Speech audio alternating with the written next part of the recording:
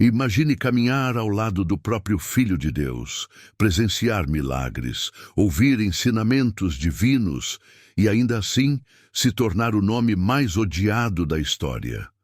Esse é o enigma que envolve Judas Iscariotes, o homem cuja traição mudou para sempre o destino da humanidade.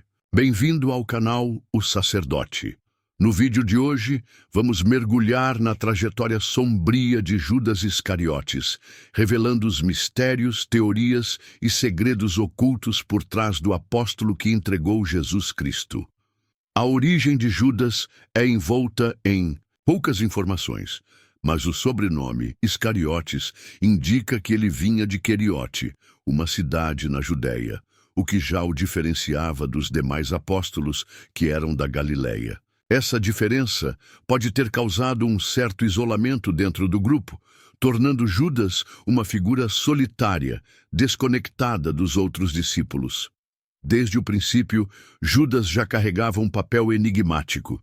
Apesar de ser escolhido diretamente por Jesus, sua presença sempre foi cercada por um ar de mistério. Ele era o único discípulo que não vinha da Galileia, o que já o colocava em posição de estrangeiro no meio dos outros apóstolos. Será que essa diferença cultural pode ter influenciado sua trajetória? Além disso, Judas tinha uma função vital dentro do grupo. Ele era o tesoureiro. Ficava encarregado de guardar o dinheiro das doações que sustentavam o ministério de Jesus. Isso indicava um nível elevado de confiança, mas também revelava uma fraqueza perigosa. O Evangelho de João menciona que Judas costumava desviar parte desse dinheiro. João 12:6. Essa relação conflituosa com as riquezas pode ter sido a porta que o inimigo encontrou para entrar em sua vida. A pergunta que ecoa por séculos é: por que Judas traiu Jesus? Teria sido apenas por dinheiro ou havia algo muito mais profundo? Por trás desse ato, a explicação mais conhecida está nas 30 moedas de prata oferecidas pelos sacerdotes para que Judas entregasse Jesus. Porém, se olharmos mais de perto, essa quantia não era tão alta a ponto de justificar uma traição tão brutal. Isso levanta uma teoria intrigante. O dinheiro pode ter sido apenas uma desculpa para algo muito maior. Muitos historiadores acreditam que Judas, assim como outros judeus da época, esperava que o Messias fosse um líder político, alguém que libertaria Israel do domínio romano. Mas Jesus ensinava justamente o contrário. Ele pregava o amor, a paz e o perdão. Uma mensagem que ia contra as expectativas revolucionárias de muitos seguidores. Essa frustração pode ter se acumulado dentro de Judas ao longo dos anos. Talvez ele tenha acreditado que, ao entregar Jesus, o obrigaria a revelar sua verdadeira força e instaurar o tão esperado reino de Deus na terra.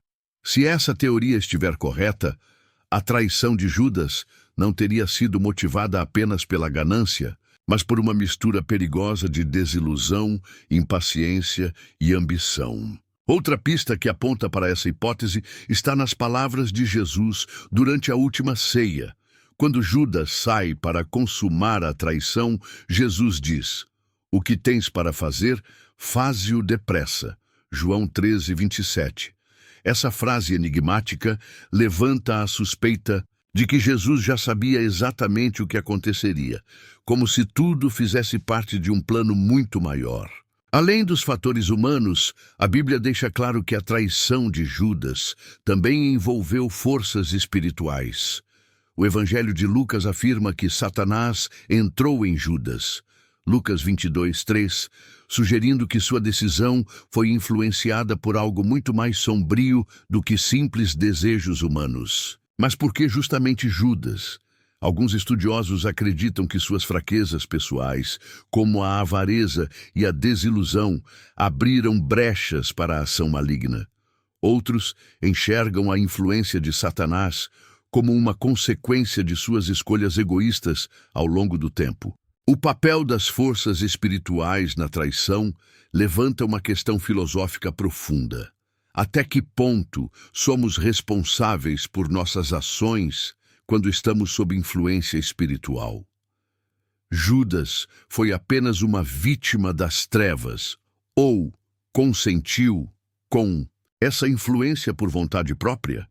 A Bíblia não fornece uma resposta clara, mas o fato de Judas ter aceitado o dinheiro e buscado ativamente os sacerdotes sugere que ele tinha plena consciência de seus atos. Mesmo assim, a presença de forças espirituais torna essa história ainda mais complexa, mostrando que a batalha entre o bem e o mal vai muito além do mundo físico.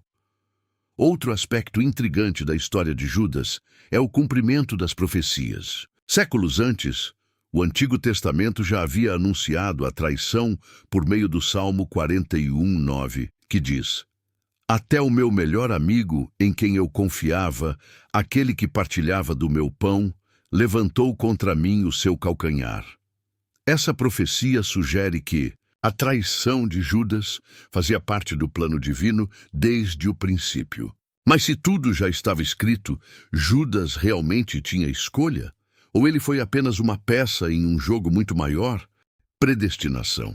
Se Judas foi predestinado a trair Jesus, como poderia ser culpado? Mas se ele agiu por esse dilema, levanta um dos debates mais complexos da teologia: o livre-arbítrio versus a vontade própria, como a profecia se cumpriria sem manipulação divina?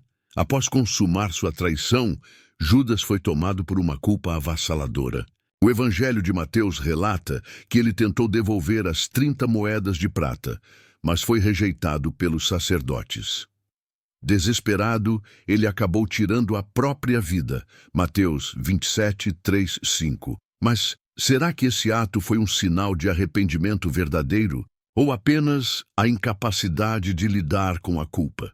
Diferente de Pedro, que negou Jesus e buscou perdão, Judas se entregou ao desespero sem jamais procurar a misericórdia divina. A figura de Judas Iscariotes permanece como um dos maiores enigmas da história bíblica. Ele foi um traidor movido pela ganância, um revolucionário frustrado ou um instrumento nas mãos de forças espirituais? Talvez tenha sido tudo isso ao mesmo tempo. Sua história nos ensina que até mesmo aqueles mais próximos da luz podem sucumbir às trevas quando colocam seus próprios desejos acima da vontade de Deus. Mas também nos alerta para o poder do arrependimento e da misericórdia divina, algo que Judas, infelizmente, nunca buscou. Se essa reflexão te fez pensar, não se esqueça de se inscrever no canal O Sacerdote, deixar o seu like e ativar o sininho para não perder nenhum conteúdo. Até o próximo vídeo.